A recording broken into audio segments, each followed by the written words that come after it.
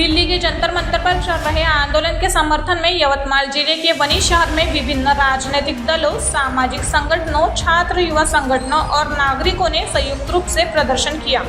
कांग्रेस के प्रदेश सचिव संजय खाड़े के मार्गदर्शन में प्रदर्शनकारियों ने उपविभागीय अधिकारी के माध्यम से राष्ट्रपति के नाम ज्ञापन सौंपा। ज्ञापन में सोनम वांगचुक और अन्य आंदोलनकारियों के साथ कथित सख्ती पर चिंता व्यक्त करते हुए सरकार से लोकतांत्रिक तरीके से संवाद स्थापित करने की मांग की गई। साथ ही संविधान प्रदत्त अभिव्यक्ति की स्वतंत्रता और नागरिक अधिकारों की रक्षा सुनिश्चित करने की अपील भी की गई। प्रदर्शन में विभिन्न दलों के पदाधिकारी, सामाजिक कार्यकर्ता और बड़ी संख्या में नागरिक शामिल हुए तथा शांतिपूर्वक ढंग से अपनी मांगे प्रशासन के समक्ष रखी। निंदनीय प्रकार देशात चालू आहे। शिक्षण व्यवस्था पूर्ण ढासळली आहे। माननीय धर्मेंद्र प्रधान यांचा राजीनामा मागण्यासाठी सर्व अभिजित दीप्ते व त्याची सर्व टीम सोनम वांगचुक ज्याप्रमाणे त्याला उचलल्या गेलं तर लोकशाहीचा गळा दाबला गेला।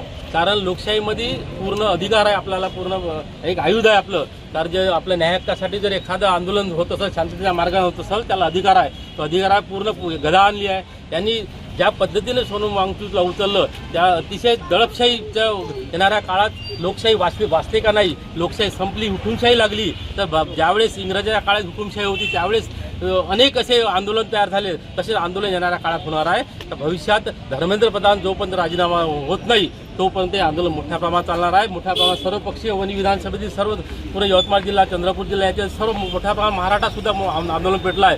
भविष्यात हा प्रकार निंदनीय आहे। लोकशाही जर आपल्या खरंच जिवंत ठेवायची असेल, बाबासाहेब संविधान जिवंत ठेवायचं असेल तर भविष्यात आपल्याला एकत्र येणं गरजेचं आहे। तर हे सरकार निगरगट्ट सरकार आहे, यांना काही देणं घेणं नाही आहे। जर देणं घेणं असतं तर कमी ते 20 ते 22 दिवस झाले का मोठ्या प्रमाणात एक साधं शासनाचा प्रतिनिधी, केंद्र शासनाचा प्रतिनिधी तिथे गेला नाही। ज्यावेळेस मागच्या वेळेस 14 मध्ये आंदोलन झालं 50,000चं, त्यावेळेस शासनाचे प्रतिनिधी 3 दिवसानंतर सुद्धा तिथं कंटिन्यू तिथं चर्चा करत होते। चर्चा करत असताना त्यांना एक चांगलं ट्रीटमेंट देत होते। परंतु हे एक साधं एक शासनाचा कोणता प्रतिनिधी गेल्यामुळे हे केवळ एक जाळ गेंड्याची कातडी याच्यावर चढली आहे। त्यामुळे अशा सरकारला कुठेतरी धडा शिकवला पाहिजे। सर्वांनी एकत्र येऊन या निषेध केला पाहिजे। येणाऱ्या काळात धर्मेंद्र प्रधानचा राजीनामा झालाच पाहिजे। जोपर्यंत धर्मेंद्र प्रधान राजीनामा होत नाही तोपर्यंत आपण चूप बसणार नाही, सर्वपक्षीय लोक चूप बसणार नाही। म्हणून एकत्र येऊन एक लढा, हा लोकशाही वाचवायचा लढा आहे। हा लढा कायम समोर जोपर्यंत लोकशाही येणाऱ्या काळात लोकशाहीला आपल्याला वाचवायची आहे, म्हणून हे लढा आपला कायम